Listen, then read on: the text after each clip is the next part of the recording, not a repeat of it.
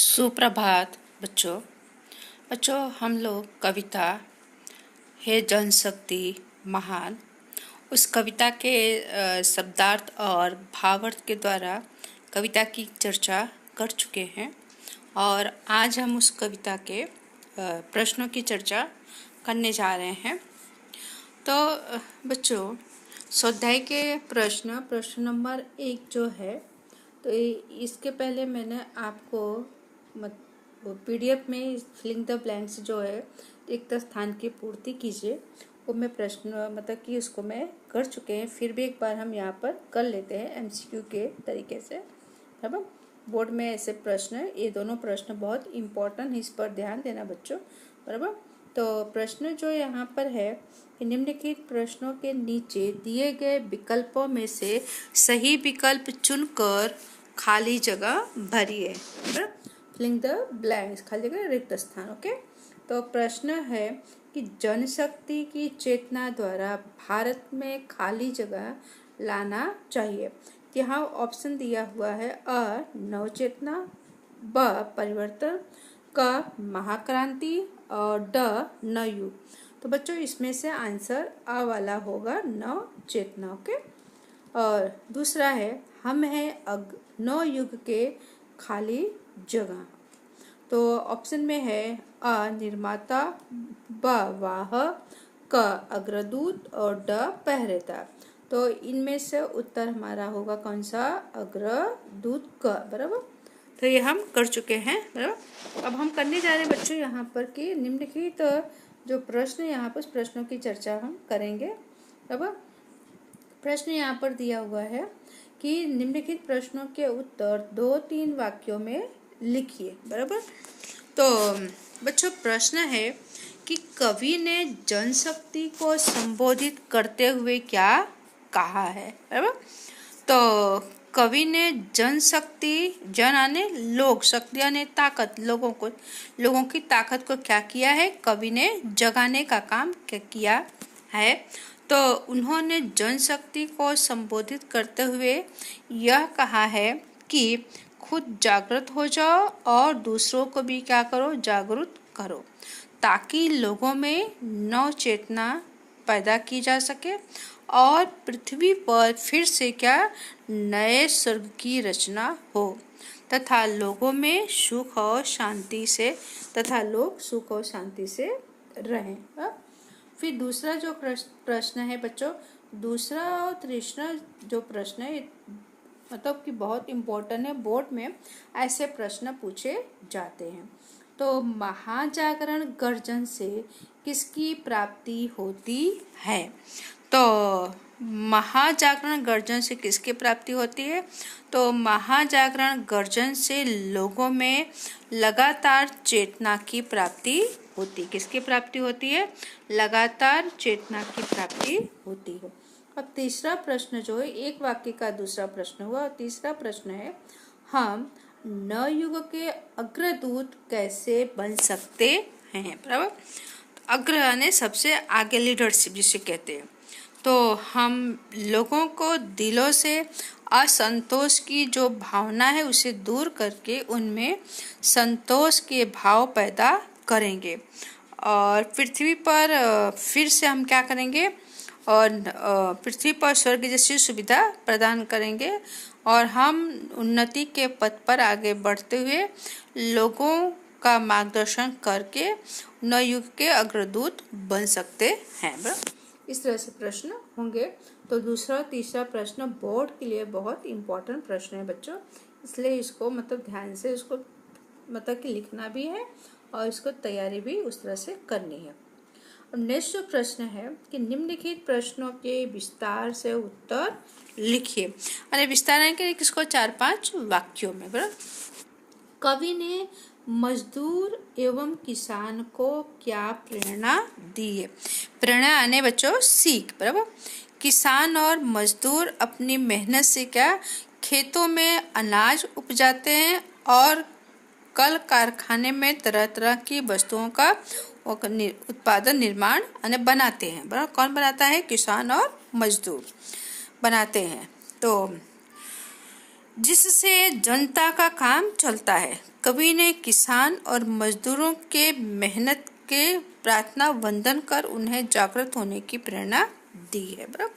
फिर नेक्स्ट जो प्रश्न है कि हे जनशक्ति महान गीत के माध्यम से कवि ने बराबर के माध्यम से कवि ने जनमानस को क्या संदेश दिया है। जन आने लोगों को। तो हे जनशक्ति महान गीत के माध्यम से कवि ने जनमानस को जगाने और दूसरों को जागरूक पैदा करने का संदेश दिया है कि पृथ्वी पर ऐसी दुनिया का निर्माण करना चाहते हैं जिससे लोग सुख सुविधा के साथ शांतिपूर्ण ढंग से जीवन जी सके और लोगों में समानता की भावना का क्या हो, एक दूसरे के प्रति आदर मान सम्मान हो। तो ये संदेश कवि जनमानस को देना चाहते। जन आने लोग, मानस आने मनुष्य। अब बच्चों यहाँ पर हम करेंगे, देखते हैं कि यहाँ पर जो चौथा जो प्रश्न यहाँ पर है कि निम्नलिखित शब्दों के दो पर्यायवाची शब्द लिखिए। पर्यायवाची जिसे कहते हैं समानार्थी शब्द। बराबर। और अब यहाँ पर पहला जो शब्द है अविराम, अविराम में बिना रुके, उसका क्या दो शब्द देना है, लगातार और निरंतर। बराबर। और फिर यहाँ पर है मेधा ने बुद्धिशाली या शक्ति। और फिर यहाँ ये है अभिमान, तो घमंड या अहंकार। फिर लास्ट जो है जल दिघी। बराबर। तो उसका मतलब होगा सागर या समुद्र। और फिर पांचवा जो प्रश्न है कि निम्नलिखित शब्दों के विलोम शब्द लिखिए। विलोम को उसे विपरीत शब्द भी कहते हैं, उसे विरोधार्थी शब्द कहते हैं, उसे विरोधी शब्द भी कहते हैं। जैसे यहाँ पर पहला दिया हुआ है क्या, संतोष। संतोष का क्या होगा, असंतोष। बराबर। फिर दूसरा है निर्माण, निर्माण यानी बनाना। बराबर। तो उसका अपोजिट क्या होगा, विनाश। निर्माण का क्या होगा, विनाश। फिर है प्रकाश, प्रकाश यानी रोशनी, उसका अपोजिट क्या होगा, अंधकार। फिर विजय, विजय यानी जीत, और उसका अपोजिट क्या होगा, पराजय। विलोम शब्द क्या होगा, पराजय। अब नेक्स्ट जो यहाँ पर है कि निम्नलिखित शब्दों की संधि कीजिए। क्या कीजिए, संधि विच्छेद कीजिए। बराबर। तो बच्चों यहाँ पर देखते हैं कि हम संधि पता है 9th में इसको कर चुके हैं, डिटेल में काफ़ी चर्चा कर चुके हैं। और जब आप लोग स्कूल आएंगे, मुलाकात होगी, तब उसको फिर से अगर आपको कहीं डाउट होगा तो संधि के बारे में हम लोग चर्चा करेंगे। तो पहले यहाँ संधि जो है दिया हुआ है। बराबर। क्या है संधि यहाँ पर, उन्नति। बराबर। तो उसकी संधि क्या होगी, उन्न अधन, उसका क्या हो जाएगा, त आधा त, उत प्लस नति। बराबर। उत प्लस नति। फिर दूसरा है नाविक, तो नौ प्लस इक। बराबर। छोटी की मात्रा इक।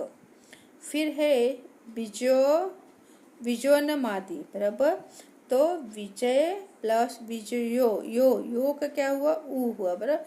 विजय प्लस उन्मादी। बराबर। तो बच्चों मैं आपको ऐसा और भी ग्रामर आपको पीडीएफ में भेज रहा हूँ, तो उसको भी आपको अपनी नोट में उसको भी लिखना है।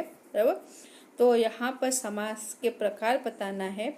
जन शक्ति यानी लोगों की शक्ति, तत्पुरुष समाज। उन्नति पथ यानी तत्पुरुष समाज। विचोन्मेद यानी तत्पुरुष समाज। न युग यानी कर्म, नया युग, तो कर्म करना। महाजागरण, वो भी कर्मधारय समाज। सुख सर्जन यानी कर्मधारय समाज। फिर काल जल देव यानी कर्मधारय। भाववाचक संज्ञा, भाव यानी फीलिंग। पर उसके लिए कहते हैं जैसे कि एग्जाम्पल कि एक गूंगा आदमी है जो बोल नहीं सकता है, लेकिन उसको मान लो बहुत अच्छा उसको कुछ अच्छा खाना दिया या उसको बहुत अच्छी स्वीट गुलाब जामुन या रसगुल्ला उसको दिया, और देने के बाद उसको पूछते हैं कि चाचा कैसा है, मिठाई कैसी है, तो बोल नहीं पा रहे, लेकिन उसके चेहरे के एक्सप्रेशन और हाथ के एक्शन से वो बता देता है कि बहुत अच्छा है बराबर। उसे कहते हैं भाव। जैसे महान तो महानता, जागना तो जागरण, बसाना बस्ती, गरजना गर्जन, मजदूर मजदूरी, किसान किसानी, मानव मानवता, बढ़ना बढ़ती। बराबर। तो बच्चों टेंशन करने जैसा नहीं है, एक आप ऐसे रीडिंग देगा तो आपको समझ में आ जाएगा, ऐसा सब है ग्रामर। फिर कर्तुवाचक, कर्तुआ ने कर्ता, जो करता है, जो करता है उसे कहते हैं कर्तुवाचक। जैसे प्रकाश तो प्रकाशक, नाव तो नाव कौन चलाता है, नाविक, ज्योति ज्योतिधर, सुख तो सुखद, विजय तो विजेता, गायन तो गायक, पथ तो पथ पर कौन चलता है, पथिक, श्रम श्रमिक, निर्माण निर्माता, फिर चेतना तो जो चेतना का क्या होगा बच्चों, चेतक। बराबर। इस तरह से इतना है बराबर। तो आप इसको अपनी नोट में लिख डालेंगे। थैंक यू, धन्यवाद।